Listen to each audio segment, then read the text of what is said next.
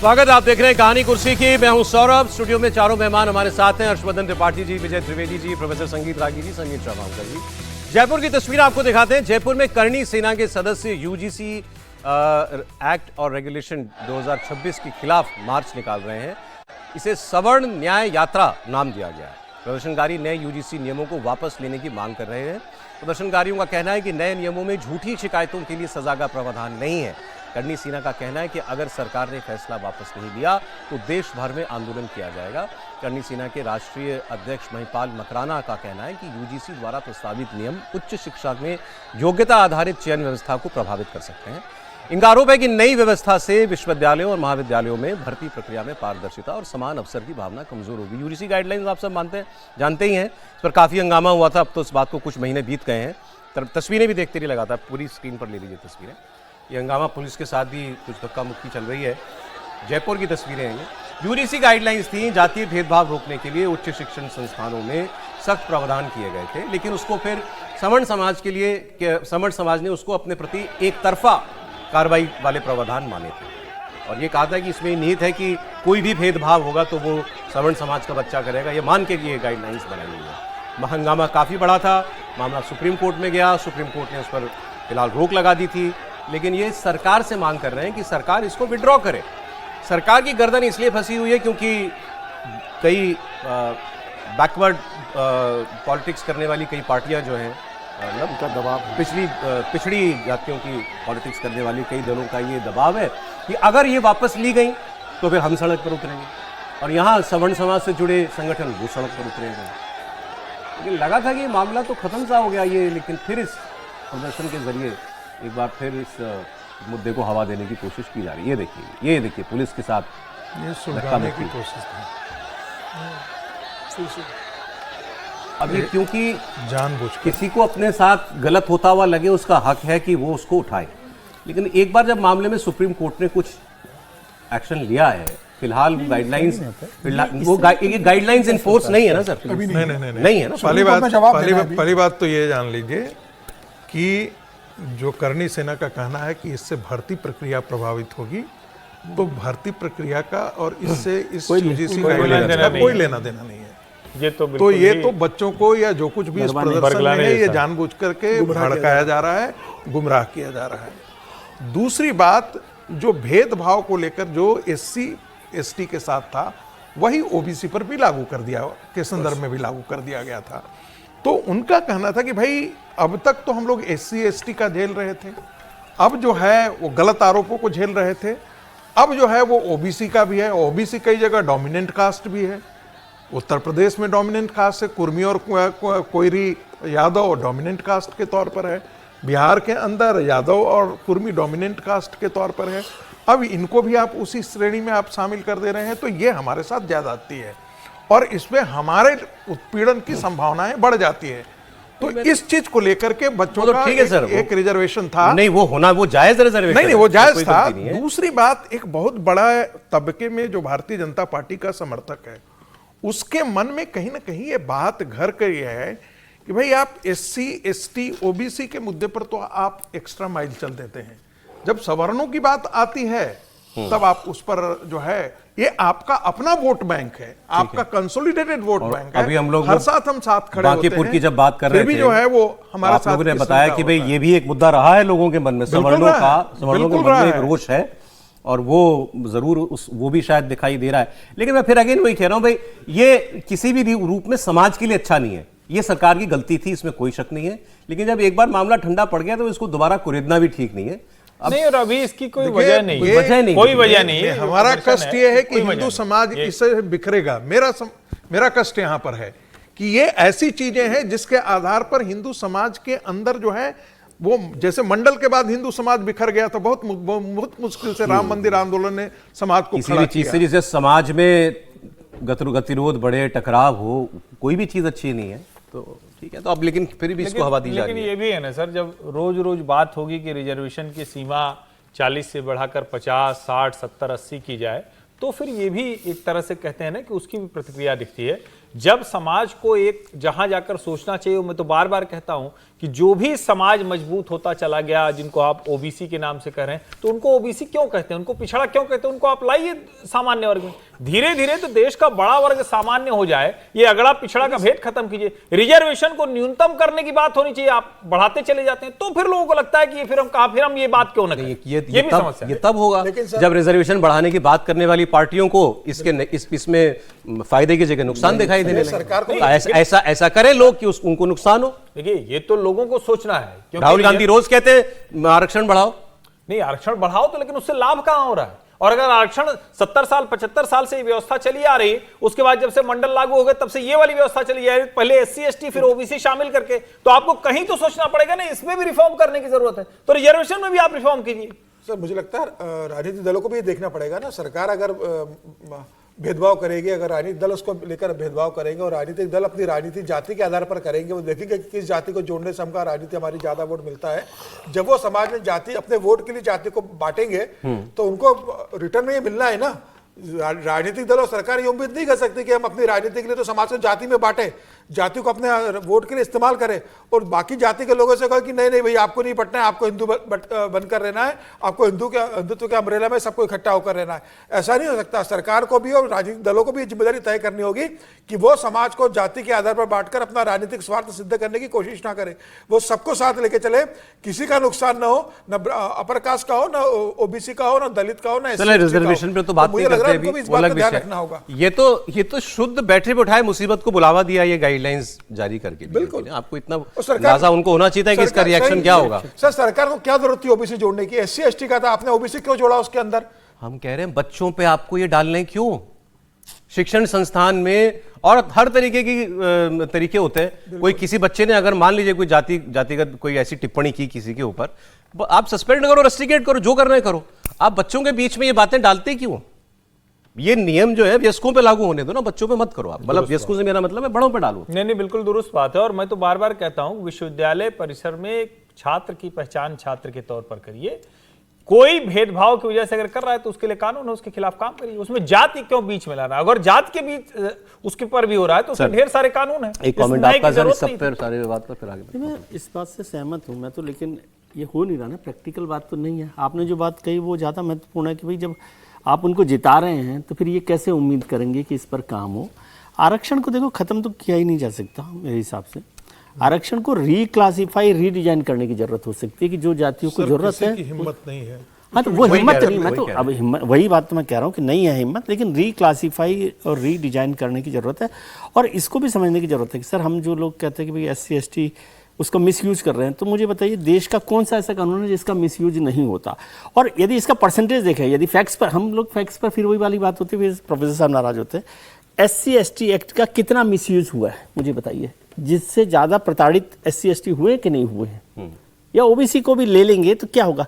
तो मिसयूज तो हर एक कानून का हो रहा है, दहेज का हो रहा है, बलात्कार का हो रहा है, जाति का हो रहा है, सभी कानून एक बुनियादी बात है जो भी उन्होंने कही थी। एक छोटा लाइन बोल दूं सर, एक छोटा लाइन, एससी एसटी रिजर्वेशन और एससी एसटीज के लिए जो जाति भेदभाव के लिए कानून बने हुए हैं, उसके खिलाफ जो कानून बने हुए हैं, कभी किसी ने उसके खिलाफ नहीं बोला। मिसयूज हर चीज का हो जाता है। मिसयूज तो एंटी डाउरी एक्ट का भी होता है, वही कह रहा हूं ना, सबका मिसयूज वो बात नहीं है। ये जब आप वही सारी चीजें ओबीसी को भी देने लगे तब विरोध हो रहा है। मैं बता रहा हूं, वही मैं कह रहा हूं, पॉलिटिकल प्रेशर आपके ऊपर है, जिसके लिए मैंने आपको कहा, आपकी बात का सपोर्ट किया कि यदि आप हराने लग जाएंगे उनको तो फिर नहीं होंगे ना, ठीक हो जाएंगे सब लोग। भाई पॉलिटिकल लीडर तो केवल उससे आप बोलिए एक लाइन अपनी। सर देखिए, जो सुप्रीम कोर्ट का जो फैसला था मंडल कमीशन पर, वो अपने आप में मैं फिर अपनी पूरी जिम्मेदारी पर बोल रहा हूँ कि क्लास और कास्ट को जिस तरीके से ला करके रख दिया गया कि पूरा का पूरा एक कास्ट ही क्लास है, समस्या वहाँ से हुई, इंटरप्रिटेशन से शुरू हुई। अब क्या है कि अभी आप बिहार का यदि सर्वे आप पढ़ेंगे तो आपको सबसे ज़्यादा ट्रैक्टर, सबसे ज़्यादा मोटर गाड़ियाँ, सबसे ज़्यादा बाइक, मोटर बाइक ये किसके पास है? यादवों के पास है। लेकिन वो भी आज के दिन में ओबीसी कैटेगरी में है। ओबीसी कैटेगरी के अंदर सबसे ज़्यादा नौकरियां किसके पास जाती है? कुर्मियों के पास जाती है, जबकि कुर्मी वहाँ पर सामंत भी रहे। यादवों के पास जाती है, सामंत भी रहे। इसके बाद उसमें यदि कहार को बेनिफिट मिलता, यदि कोयरी को बेनिफिट मिलता, इन सबों को मिलता, तो बात समझ में आती है। ये बात मैं आपको कह रहा हूं, इसीलिए उस पर बात नहीं होती। सुप्रीम कोर्ट ने रिजर्वेशन विद इन रिजर्वेशन की बात की थी, उसका भी एससी और एसटी ने। अब आप मुझे बताइए, जिसका बाप जो है वो इंजीनियर हो, चीफ इंजीनियर हो, जो माँ जो है वो डॉक्टर हो, उसके बेटे को भी एससी में रिजर्वेशन मिलना चले चाहिए। सर अगली खबर में बढ़ते हैं, इस पर काफी बात कर ली एक हमने। लाइन हाँ, उसमें बोल दूं। जो भी विजय जी ने कहा ना कि कितने मामले आते हैं, एक तो मामले तो बहुत आए, एक लाइन जुड़वाइए ना, SC ST एक्ट लागू हो, लेकिन अगर SC ST एक्ट गलत तरीके से किसी ने किया तो उसके खिलाफ वही सजा होगी। आज तक क्यों नहीं लागू ये हुआ? भी होना चाहिए। और सोशल मीडिया पर कोई किसी को बात करते हुए जैसे ही वो तर्क में चूकने लगता है, कहता है तुम्हारे ऊपर अभी SC ST एक्ट कराते हैं। मैं ये कह रहा हूं, इसके दुरुपयोग का ये मसला है, बाकी कोई दिक्कत नहीं। अगर कोई किसी के साथ जातीय आधार पर भेदभाव कर रहा है, गलत कर रहा है, तो उसके खिलाफ कानून है। बिल्कुल लेकिन होना कोई जो गलत तरीके से कराता है और धमकी देता है, ब्लैकमेल करता है, उसके खिलाफ क्या रेमेडी? समय समय के साथ समीक्षा होनी चाहिए। कोई भी कानून या हर चीज, रिजर्वेशन भी है, कोई उसके रैशनल, मतलब वो रैशनल है कि नहीं है आज की परिस्थिति में। सर रिजर्वेशन न्यूनतम करना पड़ेगा, नहीं तो विकसित भारत 2047 का सपना रहेगा। चलें सर, ठीक। कॉकरोच जनता पार्टी ने खुद को एक तरीके से छात्रों का मसीहा बताया दिल्ली आंदोलन में। अब अभिजीत दीप के भारत की शिक्षा को ठीक करने के लिए अमेरिका से चल के आए, जंतर मंतर पर नीट पेपर लीक के खिलाफ आंदोलन खड़ा किया, आंदोलन चल निकला। अब एक दूसरा आंदोलन जो चल रहा है उसकी सुध कोई ले नहीं रहा था। झारखंड में भी छात्र इसी मुद्दे पर सड़क पर हैं, छात्र छात्राएं। झारखंड लोक सेवा आयोग और JSSC की परीक्षाओं में धांधली का मामला चल रहा है, हजारों छात्र प्रदर्शन कर रहे हैं। विधानसभा को घेरने का इनका इरादा है 6 अगस्त का। इस मामले में CID ने 11 आरोपियों को गिरफ्तार कर लिया है अभी तक। डेप्यूटी कंट्रोलर ऑफ एग्जामिनेशन को भी गिरफ्तार किया गया है। साथ ही JPSC के अध्यक्ष से भी इस्तीफा लिया गया है। झारखंड में छात्र आंदोलन को लेकर के CJP की जो सुस्ती थी उस पर सवाल उठे। बार बार पूछा जा रहा था, आप झारखंड की बात कब करोगे, पंजाब की बात कब करोगे, उनके शिक्षा मंत्री का इस्तीफा कब मांगोगे। अब ये दबाव कहिए या जो भी, अब ये CJP के नेताओं ने वीडियो कॉल करके झारखंड के स्टूडेंट्स से बात की है और इन्होंने कहा है कि हम उनकी मांग का समर्थन करते हैं। यही कहना चाहती हूँ कि आप हमारे समर्थन में रहें, जो भी मांगे हैं, डिमांड से मेरे भैया हम ने पूरी तरह कह जितने दिया भी आप लोग स्टूडेंट्स झारखंड में प्रोटेस्ट कर रहे हो, हम पूरी तरह आपके साथ है।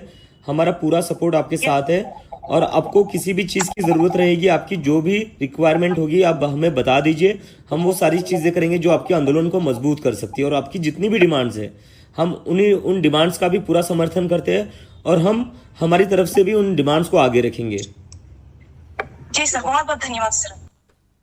बहुत अच्छी बात है, आपने कहा हम आपकी हर मांग का समर्थन करते हैं, आपकी डिमांड्स पूरी करेंगे। हम खाना पीना भी पहुंचने लग गया है, क्योंकि अभी तक तो ये भी बात हो रही थी ना कि भाई क्या उन बच्चों को भूख नहीं लगती जो झारखंड में सड़क पर प्रदर्शन कर रहे हैं। दिल्ली में तो स्विगी जोमेटो से पैकेट आ रहे थे। लेकिन सर ये वीडियो कॉल क्या होती है? वीडियो कॉल क्या है? अरे झारखंड जाइए आप, वहां उनके साथ धर। यहां तो आप भूख हड़ताल पर बैठे थे दिल्ली में, वहां जाके भूख हड़ताल करो। सौरभ, एक गुरु जी थे, उनके एक छात्र थे और दूसरा छात्र कहता था कि सर आपके लिए हम जान दे देंगे। हम जब गुरु जी बीमार पड़ गए तो दूसरे छात्र ने दूसरे छात्र से तीसरे छात्र से कहा जरा गुरु जी का ध्यान रखना, हम बहुत कंसर्न है उनके बारे में। और वो चला विदेश घूमने, समझे कि नहीं। तो स्थिति वही है। ये कह देना बड़ा आसान है कि हम, अरे तुम क्यों नहीं कहते हो कि हम भी धरना प्रदर्शन में ज्वाइन करने आ रहे हैं? बिल्कुल है। तुम क्यों नहीं कहते हो कि जितना हमको 1 करोड़ रुपया कपिल सिब्बल ने दिया है वो हम पैसा जो है वो जाकर के हम समुच्चय समर्थन करने के लिए तुमको पानी, उनको क्या समर्थन इस प्रकार का मिल रहा है? क्या नहीं हो रहा है। ये एक लीवेज है भागने का, इसके अलावा कुछ नहीं। और इनमें से कोई दिल्ली का नहीं था। दीपिके से लेकर के कॉकरोच जनता पार्टी जो कहते हैं वो त्रिवाड़ी जी तलचट्टे कहते हैं, मैं भी वो तलचट्टा ही कहता हूं। तलचट्टों की असली जो शक्ल है ना वो निकल करके बाहर आ रही है। अरे ये जो मैं ये कह रहा था कि इनमें से दिल्ली का कोई भी नहीं, कि कोई कहे कि भाई दिल्ली अलग बात है, रांची अलग बात है। एक महाराष्ट्र का, एक राजस्थान का, एक कहीं और का, जो दो तीन लोग दिखते थे CJP के। सब कुछ आना चाहिए। अगर आप दिल्ली में घर, आपकी कोई दिल्ली में घर नहीं है किसी के, तो यहाँ अगर आप 1 महीना में प्रदर्शन अनशन कर सकते हो तो वहां भी कर सकते हो। जाओ, रांची में भी समर्थन मिल जाएगा। दास के बारे में तो किसी ने कहा है कि उनका जीके में अंदर बहुत बड़ा 9000 वर्ग फीट एक यूज करता है वो घर, शायद कोई, मतलब मुझे ज्यादा नहीं पता, इतना ही पता है वो घर वो दिल्ली। हम भी यही सुने। हाँ समीर जी, निश्चित रूप से अभिजीत दीपके को जब दिल्ली में जंतर मंतर खत्म हुआ तो उसी दिन उनको झारखंड चला जाना चाहिए था। और मुझे लगता है कि सिर्फ ये वीडियो कॉल पे कह देना कि हम समर्थन करते हैं और खाने की व्यवस्था कर रहे हैं, पानी भेज देंगे, इससे बेहतर होगी वो अपनी टीम को वहां भेजते, खुद वहां जाते हैं। और लगातार सोशल मीडिया पे जिस तरीके से वो धर्मेंद्र प्रधान के खिलाफ आक्रामक रहे थे, क्या झारखंड सरकार के खिलाफ वो उस तरीके सोशल मीडिया के पर आक्रामक है, तो मुझे लगता है कि उनको उतना भी करना चाहिए। लेकिन मैं इसके भी आगे कहना चाहूंगा कि सिर्फ अभिजीत दीपके क्यों, तमाम छात्र संगठन जो है वो भी इस मामले में भूमिका निभाए। आम आदमी पार्टी भी जाए, सपा भी वहां जाए, सपा भी जाए, कांग्रेस के चंद्रशेखर जो है पार्टी भी वो भी जाए, वहां पर जो सत्ता में शामिल है कांग्रेस, उनके भी लोग भी जाए, और एबीवीपी भी जाए वहां पर कि वो इसका विरोध करे वहां पर। समीर जी, बस एक चीज, एबीवीपी वहां पहले दिन से प्रदर्शन में शामिल है, वहां तो कर ही रही होगी, एबीवीपी झारखंड वहां पहले तो कर दिन रही से शामिल है, मैं मान सकता हूं। लेकिन चूंकि उस तरह से खबरें नहीं आई। और एक जरूरी बात जिसको कहना मैं इसलिए जरूर, क्योंकि बीच में आया ये एक वीडियो कॉल पे जो आधा आधा दिख रहे हैं, इन लोगों ने बार बार कहने के बावजूद पंजाब झारखंड के मुद्दे नहीं उठाए। चूंकि इनके ऊपर सवाल खड़े हो रहे हैं, इसलिए अब उसको सिर्फ, जिसको कहते हैं ना अंग्रेजी में एक शब्द है आई वॉश करने के लिए, उसके लिए ये काम कर रहे हैं। वहां के बच्चे तिरपाल लगाने तक की परमिशन नहीं है, वो किसी तरह से अपना आंदोलन कर रहे हैं, वो दाल भात कहकर लड़ाई लड़ रहे हैं, उनके लिए कोई उस तरह से नहीं है। ये अच्छी बात है कि उसकी चर्चा बढ़ रही है तो लोग उनके समर्थन में आ रहे हैं, और शायद उनको अब इनके समर्थन की आवश्यकता भी नहीं, ये भी समझ लीजिए। वो आंदोलन इतना बड़ा हो चुका है कि इनके समर्थन, लेकिन तिलचट्टों के साथ साथ जो तिलचट्टा समर्थक जो तथाकथित मीडिया के लोग थे, उनके लिए बड़ा सवाल है। वो कह रहे हैं कि अरे भाई हेमंत सोरेन जी ने तो बड़ा काम कर दिया, देखो इतनी गिरफ्तारी हो गई, देखो इतना ये ऐलान कर दिया।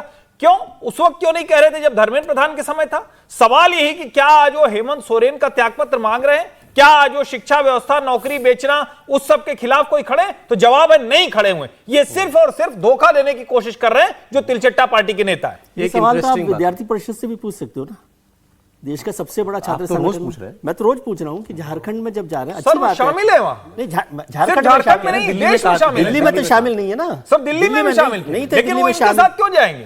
चलिए सर, 12 मई को पहले दिन विद्यार्थी परिषद ने आंदोलन किया था। घर के झगड़े की बात हो रही थी ना, एक और घर का झगड़ा, सीजेपी फाउंडर अभिजीत दीपके को लेकर महाराष्ट्र की एनडीए सरकार में मतभेद आ गया। शिवसेना शिंदे गुट के दो बड़े नेता छत्रपति संभाजी नगर में अभिजीत दीपके के घर गए और उनसे और उनके माता पिता से मुलाकात की। संजय शिरसाट और बच्चू कडू ये अभिजीत दीपके और उनके माता पिता से मिले थे। इस पर बीजेपी ने नाराजगी जताई है। महाराष्ट्र के मंत्री और सीनियर बीजेपी नेता चंद्रशेखर बावनकुले ने एकनाथ शिंदे से अपने दोनों नेताओं पर एक्शन लेने को कहा है। एक बीजेपी के एक और नेता हैं प्रवीण दरेकर, उन्होंने कहा कि इस मुलाकात से गलत संदेश जा रहा है, हमारे लोग क्यों जा रहे हैं इनसे मुलाकात करने के लिए। और अभी क्योंकि बड़ा वो डाइवर्जेंस बहुत है, एक तो घर गए और उधर वो अतुल लिमये जी शायद सह सरकार है वहाँ, अतुल लिमये, उन्होंने कहा कि ये एंटी कॉन्स्टिट्यूशनल था। नहीं, एंटी नेशनल, एंटी कॉन्स्टिट्यूशनल। और एक और ये प्रदर्शन जो है आरटीआई भी एक डाला गया है जिसमें एक पूछा गया है सरकार से पूछा है उन्होंने, सरकार को कहा नहीं इस प्रोटेस्ट सरकार ने ये कहा है कि एंटी नेशनल है ये प्रोटेस्ट। हाँ, तो ये सरकार को पता है क्या? याद दिलाओ। अपनी बात कर दूं सर, एक आरटीआई में ये भी पूछा गया है कि भाई एक जूनियर इंजीनियर का बेटा अमेरिका जाकर के खर्च कहाँ से पढ़ रहा है, ये भी पता करने की जरूरत है। ये भी अभिजीत दीपके के लिए पूछा, अभिजीत दीपके के लिए पूछा है। सर, ये आंदोलन का जवाब ऐसे नहीं मिलता, ये जो इस तरह की बातों से। नहीं सर, इसमें तो ठीक है, सवाल ठीक है, सवाल तो गलत नहीं है, ठीक है, सवाल तो गलत नहीं है के जवाब ऐसे नहीं मिलते, सवाल तो गलत नहीं है ना। जाते जाते आपको फिर उपचुनाव का अपडेट देते। बिहार की बांकीपुर चुनाव में बहुत बड़ा उलटफेर होता हुआ दिखाई दे रहा है और लगभग तय ही मानिए अब कि प्रशांत किशोर ये सीट जीत रहे हैं। बीजेपी के किले पर फतेह होती जा रही है इस वक्त पीके की। कोई ताजा राउंड का अपडेट आप दे दें त्रिपाठी जी, तो फिर हम लोग फिर देख रहे हैं। आज आप मेरे पास तो जो जानकारी 19 राउंड हो गए और 38,201 प्रशांत किशोर, 26,912, यानी कुल मिलाकर देखें तो ये 11,289 मतों से किसी भी राउंड में अंतर घटा नहीं। मेरे पास जो सोर्स है वो बीजेपी से ही आया है, बीजेपी के एक कार्यकर्ता ने भेजा है पटना से। 25वें राउंड के बाद प्रशांत किशोर 31,742 वोटों से आगे। कितने से? 31,700। और दतिया में कांग्रेस के उम्मीदवार की जीत हो गई है। तो उन्हीं तो 15 ही राउंड थे ना। जी हाँ, दतिया में कांग्रेस के उम्मीदवार घनश्याम सिंह, हाँ अच्छा मांजलपुर की सीट है, माफ कीजिएगा, करेक्शन ये गुजरात वाली सीट है, बीजेपी जीत गई यहाँ पर। वहाँ तो शुरू से ठीक, ये सीट बीजेपी ने निकाल ली है। चले, ये एक सीट बीजेपी के नाम हुई और इसमें 3 में से 2 सीट बीजेपी की थी, बिहार और गुजरात, और तीसरी सीट ये तो कांग्रेस। मंजलपुर में गलत कहता है, बीजेपी का उम्मीदवार जीता उसका स्वागत कर रहे हैं। कांग्रेस के उम्मीदवार का स्वागत करना चाहिए, उसे लड़ने की हिम्मत करी, कम से कम वो मैदान में टिका रहा कि मैं लड़ूंगा, ये जानते हुए कि मैं बुरी तरीके से हारूंगा, जमानत जब हो सकती है उसके बाद। लेकिन प्रशांत किशोर ने बड़ा धमाका किया है इस बार।